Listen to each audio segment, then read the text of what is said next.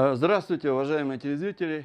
Сайн байцгаана уу эрхэм хүндэт үзэгчдээ. Та бүхнийг өвлийг үнэтэй давж сайхан амарсан гэдэгт итгэлтэй байна. Тиймээс хамтдаа энэ жилийнхээ дарайлангийнхаа улирлыг эхлүүлцгээе. 2025 оны улирлыг эхлүүлэх хамгийн гол шалгуур нь мэдээж бидний урам зориг ирж хүч шүү дээ. Манай тариалангийн улирал үндсэн 2 шаттай гэдгийг та бүхэн мэдэж байгаа бах. Эхний шат нь тасалгааны буюу үрсэлгээний үе гэж хэлж болно. Голдуу үрсэлгээний ажил хийн гэсэн үг. Харин 4-р сараас эхлээд гадна талбай ажил маань эхлэх юм аа. Мэдээж цаг агарын байдлаас шалтгаалan хизээ гадаа талбай ажил эхлэх нь тодорхой болно. Нэвтрүүлгийн маань агуулмж өмнөх жилүүдийнхээс нэг их өөрчлөгдөөгүй. Тариалангийн ухаанлын дагуу ажлаа 7 хоног бүрийн эцэст дүгнэж, тухайн жилийнхээ цаг агарын онцлог тохируулан, шинэ технологи, бодис бордоо, шинэ сорт, гибрид үрийг танилцуулах болно.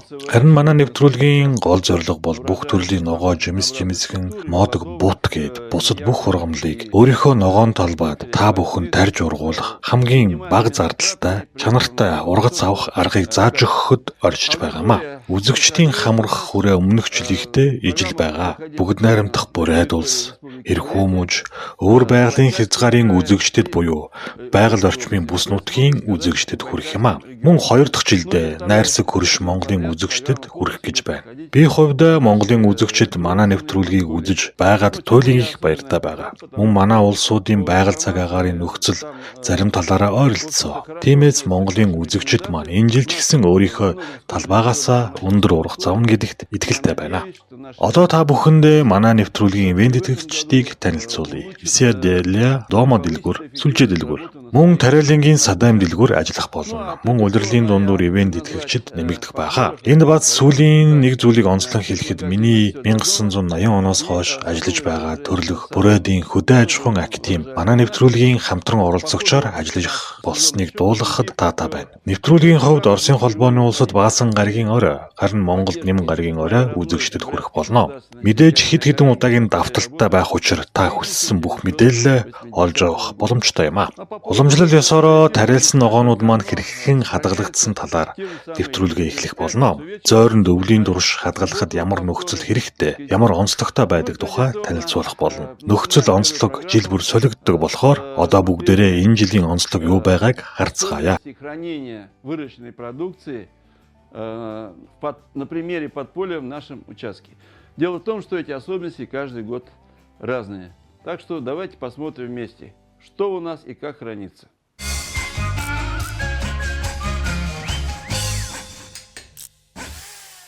Но должен сказать, что в прошлом году условия для формирования или для созревания, вернее, урожая многих культур были не идеальны. Были осадки, значит, обильные. Өнгөрсөн жилийн хувьд нэлээд ургалтанд таагүй нөлөөлөх хүчин зүйл олон байсан. Ялангуяа их бороотой байснаас өвлийн хадгалалтыг төмөс жаахан мууд авж гарлаа. Ер нь булцууд ургамлууд хадгалалт муудаадаг. Жил бүрийн онцлог гэдэг л энэ шүү дээ. Энэ байцааг харцгаая. Харикон гибрид үрийн байцаа л да. Харахад чийдэн шиг харагдаж байгаа болохоор би хувьдаа гэрлийн чийдэн гэж нэрлэдэг. Мэдээж зойронд маань хуурай зөвхөн гадна талын навчнууд нь хадчихсан байгаа. Бусдаараа бол гол байцааны гол хэсэг нь сайн хадгалагдсан. Дунджаар 10-аас 15% хаягдал гарах байх л да. За эцсийн дүндээ бол гадна талыг нь цэвэрлэхэд байцаа маань ингэж харагдах болно. Энгийн байцаа байгаа бидтэй дэлгүүрээс худалдаж авах шаардлагагүй. Одоо салаад хийгээд идэхэд тохиромжтой, мөн амттай сайхан хоолж хийчихэн шүү дээ. Хөрөн байцааны хувьд бол хадгалалт маш сайн заадаг. Жижигхэн хэмжээтэй болохоор 1 юм уу 2 удаа хоолнд хэрэглэхэд л дуусчихдаг. Примера гибрид үрийн байцаа энэ байна. Гадна талын навчнууд нь хатсан ч гэсэн угаасаа хатах учраас санаа зовох хэрэггүй. Гэхдээ хадгалалт сайн даадаг гэдгийг би түрүүн хэлсэн баха.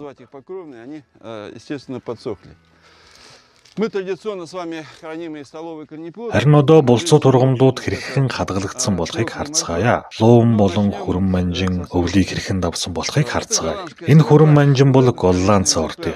Энэ жил арай жижигхэн ургажээ. 80 грамм орчимжинтэй бололтой. Харин энэ тун сайн ургасан байна. 200 грамм татхаар жинтэй байгааг та бүхэн харж байна. 200 грамм гэдэг бол боломжийн сайн ургасан гэсэн үг. Гадна талдаа зузаан хальстай болохоор хадгалалт сайн даадаг онцлогтой. Гэсэн хэдий ч бид түүнийг илсэнд хадгалдаг. Тэгээд гаргаж ирээд шууд хүнсэндээ хэрэглэждэг. проблемы с хранением у нас существует всегда. Вот посмотрите, морковь, которая... Харин одоо луун ямар байгааг харъя. За та бүхэн харж байгаа байх. Үндэслэлж ургаагүй энэ луу маш сайн хадгалагдсан байна гэсэн үг. Харин энэ үндэслэлчихсэн байгаа нь үгүй. Магадгүй элсэн давхарга маань жоохон нингидсэн бол л доо. Тиймээс үндэслэн ургасан луунгаа хүнсэндээ эхэлж хэрэглэх болно. Харин зүгээр байгааг нь цаашид үргэлжлүүлэн хадгалнаа. Луунгууд голдуу конус хэлбэртэй байдаг. Харин энэ луун цилиндр хэлбэртэй байгааг та бүхэн харж байгаа байх. Цилиндр хэлбэртэй луун нь гол багтаа мөн хадгалалт муудаадаг юм аа. Харахад л мэдэгдэж байгаа байх. Үндэслээд ургачихсан, үрчиж, хорчижсэн байгаа бидтэй. Учир нь энэ луун шингэнэ алдчихсан гэсэн үг. Би хувьдаа хамгийн сайн булцууд ургамлуудаа зойрныхоо гүнд хадгалдаг. 5 дугаар сард гаргаж идэх байх. Эсвэл бүр дараагийн ургац авах хүртлээ буюу 6 сар хүртэл хүргээд хэрэгжилчих санаатай байгаа. Энэ бол шар луун, зарим нь пловны луунч гэж нэрлэдэг. Олон нэртэй л дээ. Би 2 дахь жилдээ дарайлж байна. Хадгалалт бас сайн даадаг. Одоо халилсан луунгуудыг нь харьцуулж нэг хараад үзье. Энэ бол энгийн улбар шар өнгөтэй луун, конус хэлбэртэй. Харин энэ нь бол шар. Шар луунд агуулгадах сахарын хэмжээ бага. Тиймээс плов болон бусад хоол хийхэд тохиромжтой. Бид 3% шар луун хурааж авсан. Манай гэрийн нөхцөлд бол хангалттай хэмнэлтэй юм л да. Өвлийн турш махан болон бусад төрлийн хоол хийгээдээ ашигладаг. Тиймээс чихэрлэг амт хэрэггүй хоолнд хэрэглэхэд их тохиромжтой. Учир нь шар луун улаан луунтай харьцуулахад шар луунд бол сахар буюу чихрийн орц гэж бараг байдаг үл дээ. Здесь есть сахар, здесь его практически нет. Но луковичные растения это, конечно, прежде всего лук. За бүгдөө сонгон хэрхэн хадгалагдсан байгааг харцгаая. Өнгөрсөн жил сонгон төдийлөн сайн ургаагүй. Бүрэн боловсрч амжаагүй байхаа. Туран сортын сонгон хэдийгээр том ургаагүй боловч нэгдүгээр хоол хийхэд хангалттай хэмжээтэй болж ургаж чадсан. Энэ өрчиж гисэн байгаа сонгон бол хэлбрээр нь харахад Штутгарт ризен бол тоо. Манай тариалдаг гол сонгон л доо. Соёолчсон болохоор одоо гаргаад эртхэн хүнсэндээ хэрэглэх зайлшгүй шаардлагатай. Харин нөгөөхийг үргэлжлүүлэн хадгалнаа. За одоо дараагийнхаа сонгоныг харцгаая. Другой лук, который мы с вами выращиваем, это, конечно, наш знаменитый лук. Энэ бол манай алдарт том хэмжээтэй экспедишн сортын сонгон. Энэ сонгон хатуу, эрүүл харагдаж байгаа биз дээ. Тиймээс бид энэ сонгоныг үр гаргаж авахдаа ашиглаж үргэлжлүүлэх болно. Бид нар өөрсдөө үр гаргаж авч чадна гэдгийг онцлон хэлмээр байна. Тусгай савнд суулгах юм аа. Цаг нь болохоор бид энэ тухай дэлгэрэнгүй танилцуулж та бүхэнд үзүүлэх болно. Харин энэ нь хоржигаад хадчихсан хатуулга алдчихсан байна. Тиймээс яаралтай хүнсэнд хэрэглэх хэрэгтэй гэсэн үг юм аа. Одоогоор манад 15 орчим энэ сортын сонгон үлдээд байна. Өвлийн турш бид ингэж хатуулга алдаж муудах шинжтэй болсныг нь махан татаж хийхдээ эсвэл бусад төрлийн хоол хийхдээ ашигласан. Мөн энд улаан сонгон харагдаж байгаа. Бид маш ихийг тариалсан л да.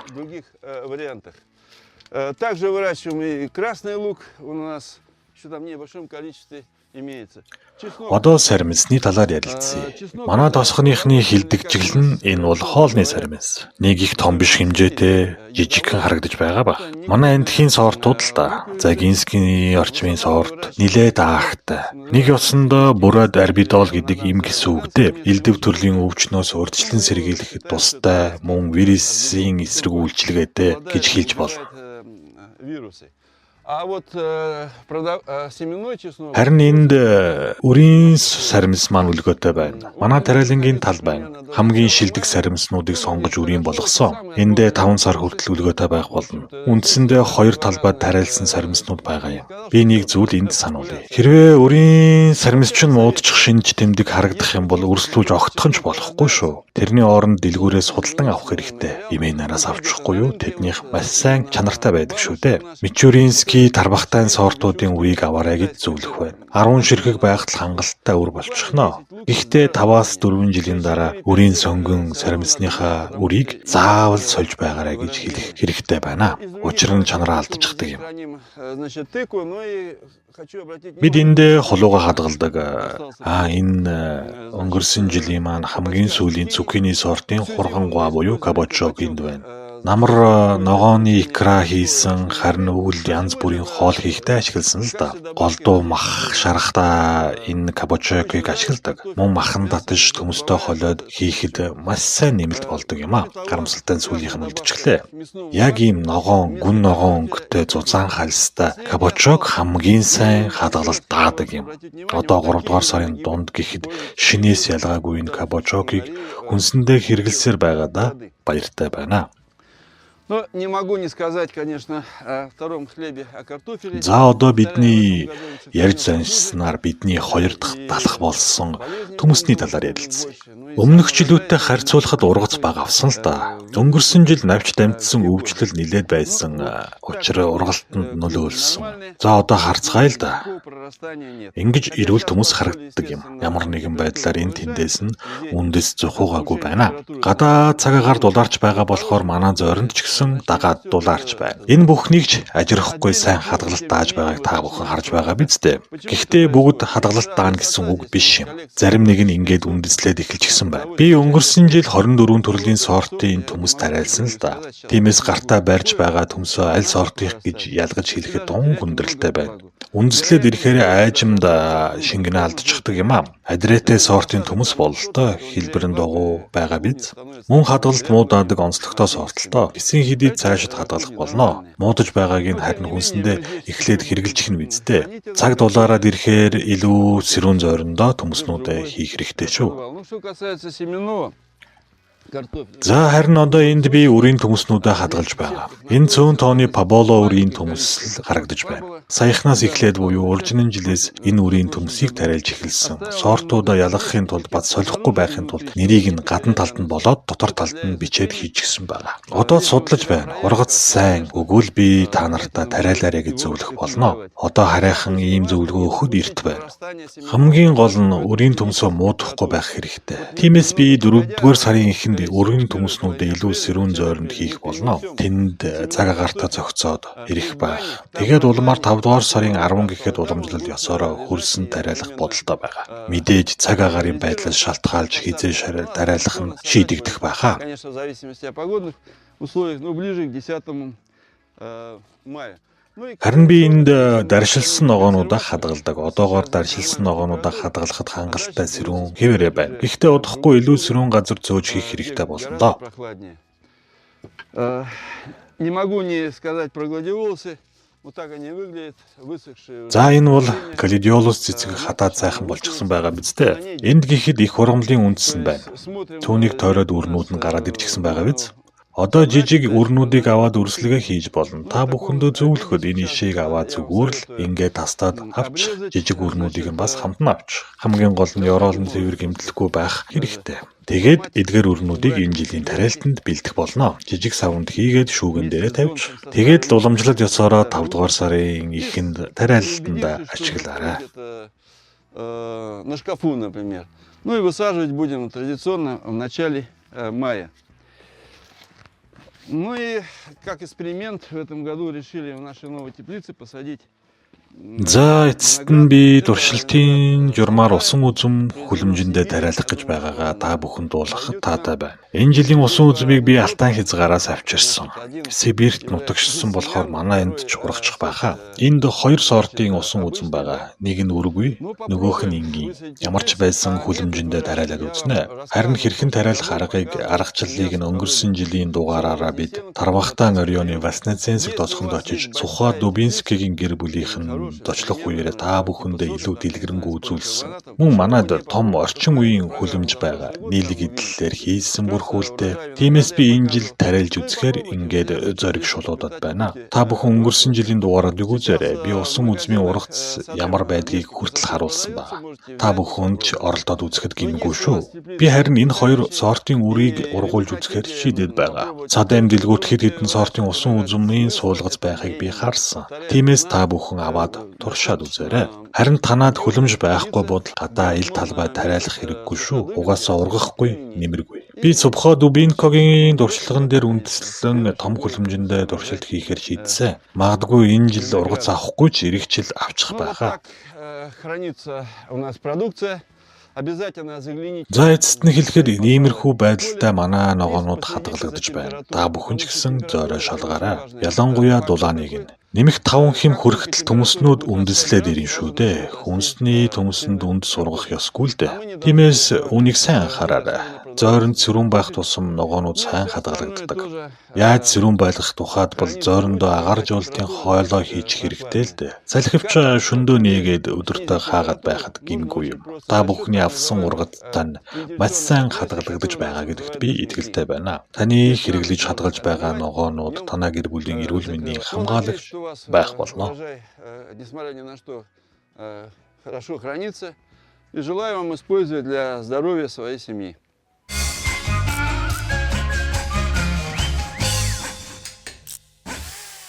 А какие же работы мы с вами должны провести в ближайшие выходные? Одоо бүгдээрээ энэ 7 хоногт ямар ажил хийх хэрэгтэй талаар ярилцъя. Юун түрүүнд та бүхэнд өөрийнхөө агрономчийн ухаанлыгаа танилцуулъя. Эрхэм ногоочдоо энд ямар ногоо, ямар сорт, хизээ суулгах, хаан суулгах гэд олон төрлийн мэдээ орсон байгаа. Суулгач болон энгийн хөрсний бүх төрлийн ногооны тухай мэдээллийг ч оруулсан болохоор танд сайн туслагч болох учиртай. Би 10,000 орчим хувь хэвлүүлсэн бурайд гангалтай хүрэхгүй байх шүү. Учир нь өөр байгалийн хязгаар эрхүү мужууд руу нэлээдгүй хэмжээг нь явуулчихсан юм а. Ямар тач та бүхэн Исиадле домо дэлгүүрээс худалдан авах боломжтой гэдгийг энд хэлмээр байна. Бас манай нэвтрүүлгийн сайтаар зочлоод энэ ухаанлыг татаж авах боломжтой юм шүү. Так вот, что мы на сегодня имеем? 100% миний ухаанлыг даг гэж та бүхнийг албадахгүй. Гэхдээ өөртөө хэрэгтэй мэдээллүүдийг олж авч чадах зүйл гэдгийг нь сануулж хэлмээр байна. За өнөөдөр бид юу хийх ёстой вэ? Магадгүй халаалттай хүлэмжтэй иргэд өнөөдөр эхнийхээ ногоо болон амтд чинжүү лойлуудыг үрслээд суулгаад эхэлчихсэн байх. Манай гэрийн хувьд бол халаалттай хүлэмж байхгүй л дээ. Тиймээс манай суулгацууд төдийлөн өндөр ургаагүй байна. Суулгахын тулд би арай дулаархыг хүлээх болно. Энэ бол амтд чинжүүний суулгацууд 6 төрлийн гибрид үрийн чинжүүнд суулгасан байгаа. Хөрсний хувьд нэг, гэхдээ өөр сортууд байгаа болохоор ургалт нь ингэж ялгаатай харагдаж байгаамаа. 100% сайн ургасан 3 төрлийн сорт байгаа. Харин 2 нь дөнгөж соёолсон, энд нөхөр бол харин зөвхөн нэг нь соёолсон байх жишээтэй. Харамсалтай нь бид нар худалдан авахдаа 100% ургах уу үгүй юу гэдгийг мэддэггүй. Учир нь үрийн чанар, хадгалалт гэд олон зүйл ургалтанд нөлөөлдөг. Тиймээс өрсөлдүүлэхдээ эрсдлийг нь тооцоолоод тариалахдаа 20% илүү хаягдал гарна гэж бодоод үрээ суулгаарай. Мөн суулгахдаа амтд чинжүүнийхээ уламжлалт улаан өнгөтэйгээс гадна бусад шаар, улаан, хүрэн өнгөнүүдийг давхар тариалаарай гэж та бүхэндээ зөвлөх байна. Дараагаар нь ляча болон бусад хоол хийхэд үнэхээр сайхан чимэг өнгө нэмдэг юм шүү. Энэ өрсөлдөөний игнэнд 7 үзүүртэй навчнууд ургаад эхэлчихсэн байгааг та бүхэн харж байна. 2 үндсэн навчнууд нь ч гараад иржээ. Удахгүй англин ялгалт хийж цөөлөх болно. Ирэх 7 хоногт бүгдээрээ тэр талаар илүү дэлгэрэнгүй ярилцъя. Хэрвээ та бүхэн цөөн тоогоор 10 хүрэхгүй амтд чинжүү тариалдаг бол англин ялгах шаардлагагүй шууд суулгачих нь үстэй. За одоохондоо амтд чинжүү ингэж харагдаж байна да. Непосредственно в стаканчике. Ну а так вот с пикировкой, ну, пожалуйста, вот так выглядит перец сладкий. И вторая культура. Дараагийн бидний тариалж ургуулж байгаа ургамал бол улаан лойл. Харьцангуй сайн үндэслсэн байна. 1, 2, 3, 4, 5, 6 өөр төрлийн улаан лойлын сортыг үндэслүүлээд байгаа. Би энд хүлэмж болон нөгөө том хүлэмжиндээ тариалах болно. Энэ 6 төрлийн сортын тухайд бол өнгө болон чиглэлийн хувьд өөр. Миний хамгийн дуртай шалгарсан сортын улаан лойлууд л та. Би ухаанлий дээрээ илүү дэлгэрэнгүй бичсэн байгаа. Энд 7 үзүүртэй навчнуудаас үндсэн навч 2 гарчихжээ. Ургалт сайн болохоор удахгүй англиад ялгахад болохгүй зүйл алга. Цаг нь болохоор бүгдээрээ тэр талаар илүү дэлгэрэнгүй ярилцсанаа. Дөнгөж өрслөөд байгаа соёолчнуудын арчилгаа тун энгийн хэрвээ үржил шимтэй хөрсөн суулгасан бол зөвхөн услахад л болно. Нэмэлт тижэл нэмэхгүйгээр ургуулад аажимда нэг аяхан тус тусдан суулгачихдаг юм. Распекируем в стаканчике, потом дальше уже будем думать, что делать.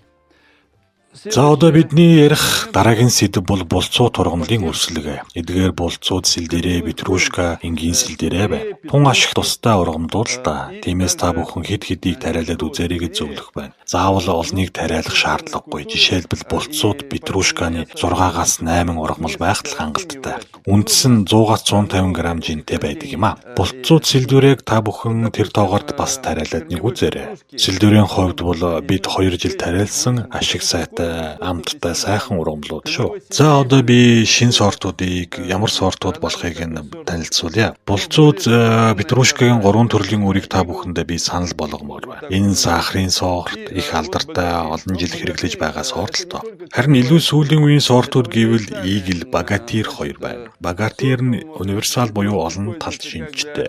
Зөвхөн үндэс нь гэлтэхгүй ишин навчнууд хүн хүртэл хүнсний хэрэглээнд хэрэгжилж болдог хосломол сайн ургамал л та.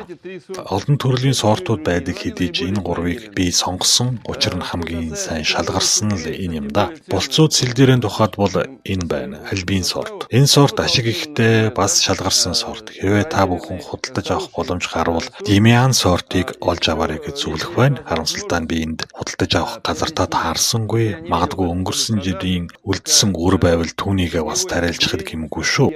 Очень хороший такой сорт. Ну, может быть, у вас остались семена с прошлого года. Ну и, наконец, сельдерей черешковый, вот наиболее проверенный, Атлант.